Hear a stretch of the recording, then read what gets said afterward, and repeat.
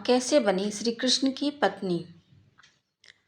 शूर्पणखा ने ऐसे कौन सा पुण्य किया था जिसके फलस्वरूप उसे श्री कृष्ण की पत्नी बनने का सौभाग्य प्राप्त हुआ? रावण की बहन शूर्पणखा और श्री कृष्ण की पत्नी। जी हाँ, ये कथा बहुत ही रोचक है। त्रेता युग से द्वापर युग तक ये कथा बेहद दिलचस्प है। जानिए शूर्पणखा ने ऐसा क्या किया था जिसकी वजह से उसे भगवान की वधू बनने का सौभाग्य प्राप्त हुआ।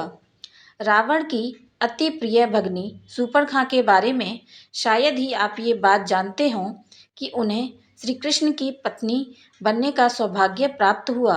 आम जन में शूर्पणखा की छवि एक राक्षसी की है, एक ऐसी स्त्री जिसने नकटी होने के बाद श्री राम और लक्ष्मण से बदले लेने की ठानी और युद्ध के लिए रावण को प्रेरित किया।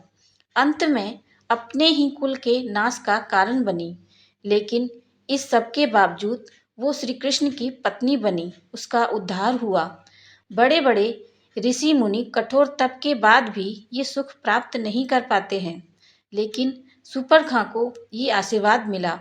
शूर्पणखा को न सिर्फ श्री राम से वार्ता का सौभाग्य मिला, बल्कि श्री राम ने उसकी लक्ष्मण जी से भी बात करवाकर भक्ति स्वरूपा आद्य शक्ति जगत जननी सीता माता के दर्शन भी करवा दिए। दरअसल इस सब का मर्म शूर्पणखा के पूर्व जन्म में छिपा हुआ है। पूर्व जन्म में शूर्पणखा इंद्रलोक की नयनतारा नामक अप्सरा थी। उर्वशी, रंभा, मेनका, पुंजिकस्थला आदि प्रमुख अप्सराओं में इनकी गिनती होती थी। कथानुसार इंद्र के दरबार में अप्सराओं का नृत्य चल रहा था।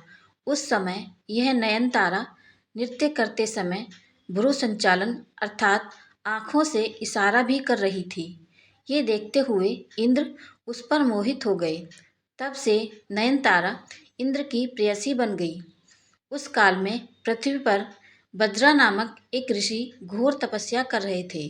इंद्र ने उस समय नयनतारा को ही ऋषि की तपस्या भंग करने के हेतु पृथ्वी पर भेजा, लेकिन बज्रा ऋषि की तपस्या भंग होने पर उन्होंने अप्सरा को राक्षसी होने का शाप दे दिया। ऋषि बज्रा से क्षमा याचना करने पर उसने उसे कहा कि राक्षस जन्म में ही तुझे प्रभु के दर्शन होंगे। नयनतारा ने अपनी देह त्याग दी और शूर्पणखा राक्षसी के रूप में रावण के घर जन्म लिया। उसने मन में ठान लिया था कि वो प्रभु को प्राप्त करके रहेगी।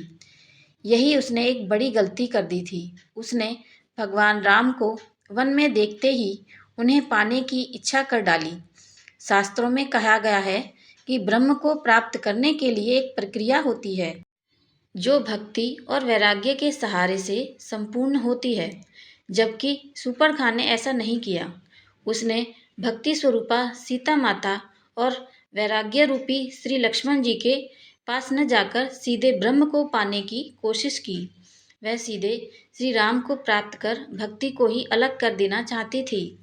इसके अलावा वैराग्य का आसरा लेती तो भी प्रभु को प्राप्त कर सकती थी, किंतु उसने वैराग्य को भी नकार कर अहंकार में सीधे प्रभु के पास जाना उचित समझा। प्रभु ने शूर्पणखा को उचित प्रक्रिया का ज्ञान कराने के लिए उसे वैराग्य रूपी लक्ष्मण के पास भेजा, लेकिन वैरागी लक्ष्मण ने उसे पुनः प्रभु के पास भेज दिया। तब प्रभु ने कहा, मैं तो भक्ति के वश में हूँ। तब शूर्पणखा भक्ति रूपा सीता माता के पास गई, परंतु वहाँ भी एक भगवत अपराध कर बैठी। सोचा प्रभु इस भक्ति के बस में है, अंततः मैं इस भक्ति को ही खा जाऊं। अतः लक्ष्मण जी ने क्रोध में आकर उसके नाक कान काटकर अंग भंग कर दिया। इसके बाद शूर्पणखा के ज्ञान चक्षु खुल गए और प्रभु के कार्य को पूरा कराने विनाशाय च दुष्कराय के लिए उनकी सहायिका बनकर प्रभु के हाथ से खर व दूषण रावण, कुंभकर्ण, मेघनाथ आदि निशाचरों को मरवा दिया और प्रभु प्राप्ति की उचित प्रक्रिया अपनाने के लिए पुष्कर में चली गई और जल में खड़ी होकर भगवान शिव का ध्यान करने लगी। करीब 10,000 वर्ष बाद भगवान शिव ने शूर्पणखा को दर्शन दिए और वरदान दिया कि 28वें द्वापर युग में जब श्री राम कृष्ण अवतार लेंगे तब कुब्जा के रूप में तुम्हें कृष्ण से पति सुख की प्राप्ति होगी। तब श्री कृष्ण तुम्हारी कुबड़ ठीक करके वही नयनतारा अप्सरा का मनमोहक रूप प्रदान करेंगे। और ऐसा ही हुआ। सूर्पणखा को अंत में अप्सरा का मनमोहक रूप भी मिला और वो भगवान श्री कृष्ण की पत्नी भी बनी। मेरी ये कहानी आपको कैसी लगी मुझे कमेंट करके ज़रूर बताएं और मेरे चैनल को लाइक शेयर सब्सक्राइब ज़रूर करें। धन्यवाद।